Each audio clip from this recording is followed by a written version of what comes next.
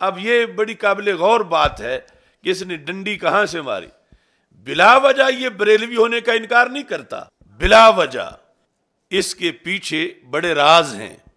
اور یہ جتنے بھی اس طرح کے ہیں جو کہتے ہیں ہم بریلوی نہیں ہیں, بریلوی نہیں ہیں, تو میں کہتا ہوں تمہیں مانتا کون بریلوی ہے؟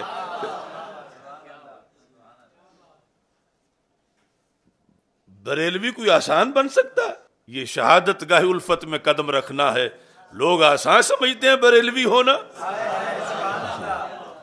وہ ایک آستانہ ہے پنڈی میں, انہیں 10 سال ہو گئے ہیں.